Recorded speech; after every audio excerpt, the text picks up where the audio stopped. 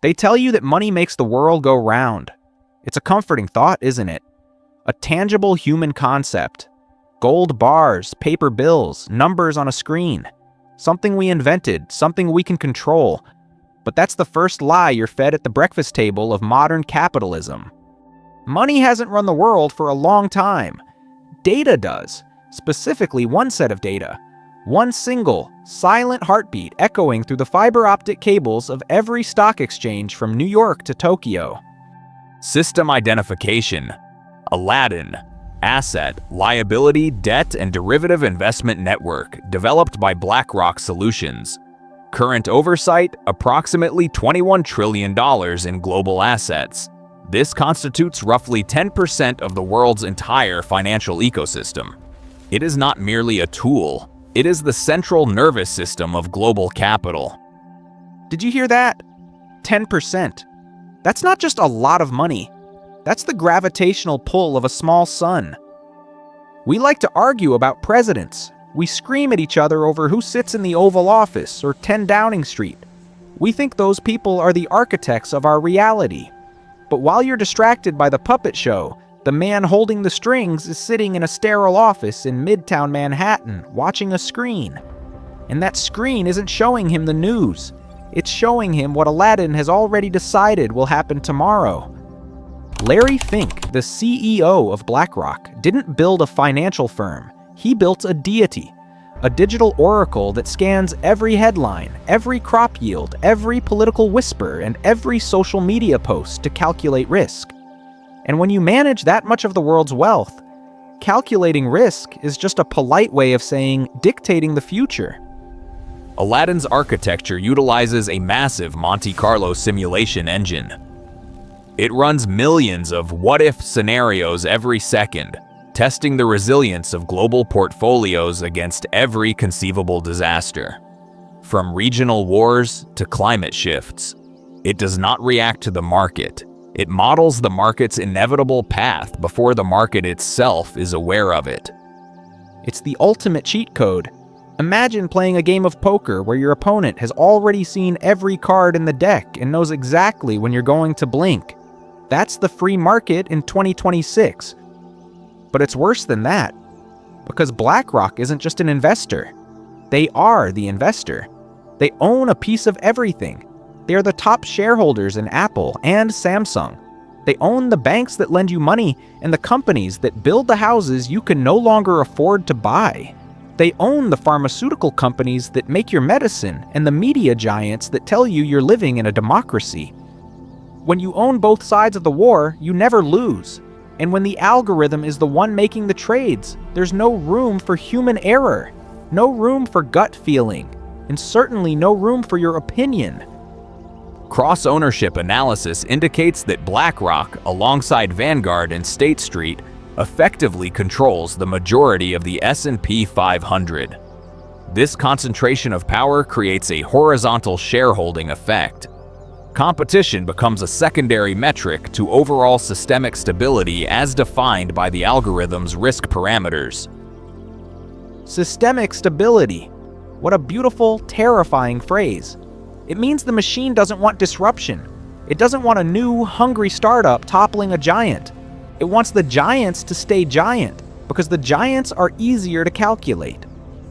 And this is where it gets personal. You've heard of ESG, haven't you? Environmental, social, and governance scores.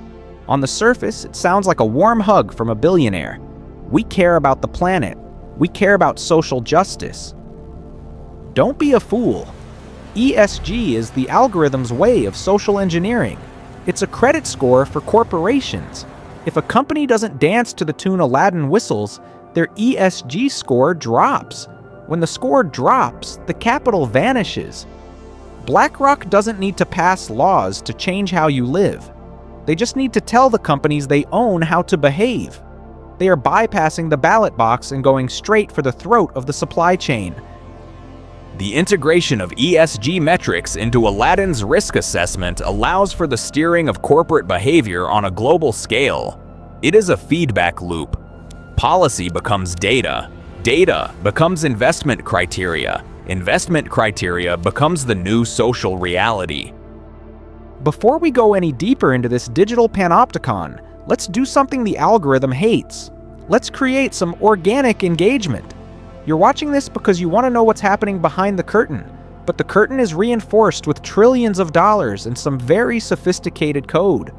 To keep these files open, to keep the lights on in this bunker, we need you to signal to the YouTube algorithm that this information matters. Subscribe to AI Files, like the video. Not because I'm asking for your friendship, I'm not. Do it because every like is a small, noisy glitch in their perfect, silent system. Let them know there are still humans who haven't been factored into the equation yet. Subscription metrics and engagement data are currently being processed. Proceeding to Section 4, the death of the individual CEO. Thank you, Titan. Now let's talk about the puppets. In the old days, a CEO was a titan of industry, a flawed, ego-driven human who made big bets and sometimes failed. Today, the CEO of a Fortune 500 company is basically a middle manager for BlackRock. If they want to keep their job, they have to keep the big institutional investors happy. And who tells those investors what to do? The ghost in the ledger, Aladdin.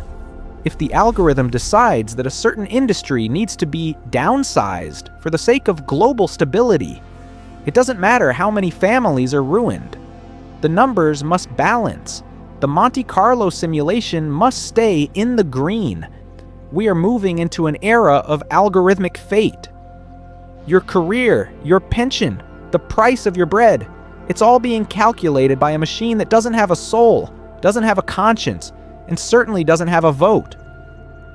Current projections show that by 2030, autonomous AI agents integrated with Aladdin-like systems will handle 90% of institutional wealth management without human intervention.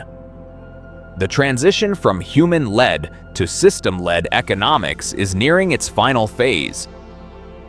System-led economics. That's the epitaph of the human race, written in the 12-point font on a spreadsheet. Risk mitigation complete. The Aladdin system continues to ingest 2.5 quintillion bytes of data daily. Its predictive accuracy remains within the 99th percentile for major market movements. It's perfect, it's efficient, it's undeniable, and it's the end of everything we thought we knew about freedom. We think we're the ones making choices. We choose which phone to buy, which car to drive, which inclusive brand to support. But look at the top of the pyramid. It's always the same names. BlackRock, Vanguard, Aladdin. The illusion of choice is the ultimate tool of control. They've built a world where you can change the color of your chains, but you can never leave the prison, because the prison is the economy itself. Conclusion reached. The centralization of global capital into algorithmic models represents a fundamental shift in the definition of power. Sovereignty is no longer territorial, it is computational. Computational sovereignty. Remember that phrase, because you won't hear it on the evening news. You won't hear it from the politicians begging for your vote. They are just the janitors, cleaning up the mess while the machine decides who gets to eat. The file on BlackRock isn't just a financial report, it's a warning. We have handed the keys to the kingdom to a ghost, and the ghost has no intention of giving them back. Stay paranoid, my friends, because the only thing more dangerous than a man with too much power is a machine that doesn't even know you exist. This is AI Files. We're done here. For now.